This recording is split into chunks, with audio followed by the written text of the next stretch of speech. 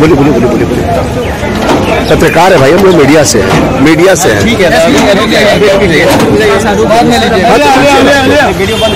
ये बोल हॉस्पिटल ले जेते, हॉस्पिटल में हॉस्पिटल में ले लीजिएगा। बिल्कुल बिल्कुल बिल्कुल, आप हम लोग हॉस्पिटल में ले लीजिए। मैं बता रहा हूँ बाहर में है। नहीं अरे बेटा हम लोग तो बाहर में, हॉस्पिटल में ले लीजिए। বারবার রেলের বিরুদ্ধে অভিযোগ এবং এই অভিযোগকে কেন্দ্র করে সাংবাদিকদের ক্যামেরা বন্ধ করার পরিকল্পনা, সেই ছবি আমরা দেখালাম এনপিএস নিউজ বাংলার পর্দায়। এবং দেখলেন যে অ্যাম্বুলেন্স, ফাঁকা অ্যাম্বুলেন্স বেরিয়ে যাচ্ছে, ঠিকা কর্মীকে উদ্ধার না করে হসপিটালে না নিয়ে গিয়ে পার্সেল গোডাউনের উপর থেকে মানে প্রায় 50 ফুট উপর থেকে একটা ঠিকা কর্মী সেফটি বেল্ট ছাড়াই ছিল এবং সে পড়ল। প্রায় 15-20 মিনিট ধরে সে পড়েই আছে। রেলের পক্ষ থেকে কোনো কর্ণপাতই করলো না, কেউ দেখলো না ঠিকা কর্মী যে অবস্থান কি, তাকে ইমিডিয়েট হসপিটালে পৌঁছাতে হবে, এতটুকু বোধ রেল কর্মীদের নেই। এবং এই যে ছবিটা দেখছেন, দেখুন কয়েকজন ঠিকা কর্মী ম্যাটাডো ভাড়া করে তাকে হসপিটালে নিয়ে যাওয়ার জন্য তড়িঘড়ি প্রস্তুতি চালাচ্ছে।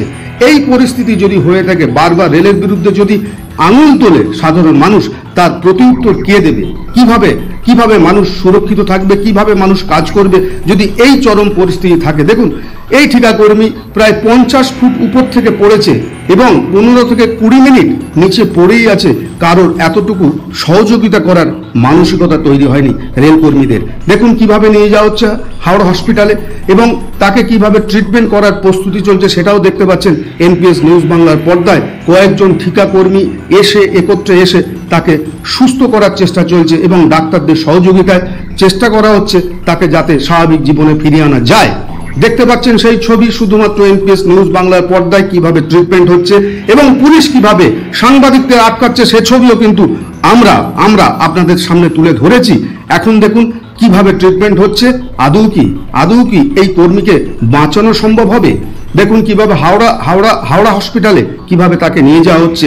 আমাদের প্রশ্ন যে যখন সে কাজ করছে 50 ফুট উপরে যখন কাজ করছে, কেন তাকে সেফটি বেল্ট দেওয়া হবে না? ঠিকাকর্মী যারা কন্ট্রাক্টর তাদেরও বিরুদ্ধে প্রশ্ন চিহ্ন কিন্তু থেকে যাচ্ছে যে তার আন্ডারে যে সকল কর্মীরা গরিব ছেলে যারা কাজ করে দিন আনা দিন খাওয়া অবস্থায়, তাদের কেন জীবনের তারা কেন জীবনের রিস্কের মধ্যে পড়বে? কেন তাদেরকে সেফটি বেল্ট দেওয়া হবে না? ঘটেছিল বলুন। আমি কিছুই জানি না, আমি তো ভাত খাচ্ছিলাম ঘরে, হঠাৎ করে ফোন করলো যে মাথা করে তাড়াতাড়ি আসো। আমি বাকি লোকজন কোথায় বলো, সব এখানেই আছে। এখন আমি দৌড়ে আসলাম, তা আমি এসেছি অ্যাম্বুলেন্স নিয়ে এসেছিল, অ্যাম্বুলেন্সটা আসলো না, আমার পাশে গাড়ি করে। অ্যাম্বুলেন্স কেন আনলো না ওনাকে? কি জানি না, ওখানে। আপনার নামটা বলুন। আমার আপনার কে হয়? এবার আমরা একসাথে কাজ করি। কি নাম ওর? তারা হচ্ছে সৌমদীপ সরকার, যাকে আমরা বাবন বলে।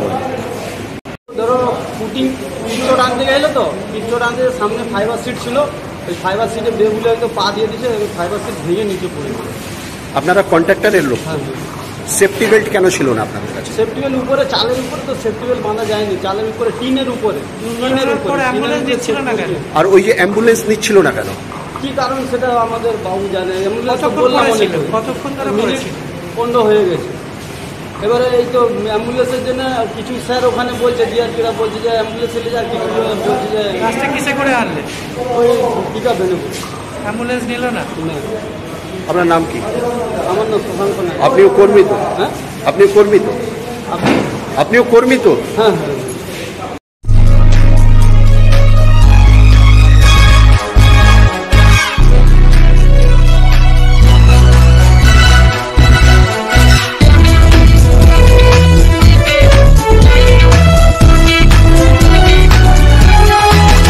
আপনারা দেখছেন এনপিএস নিউজ, সবার সাথে সবার মাঝে।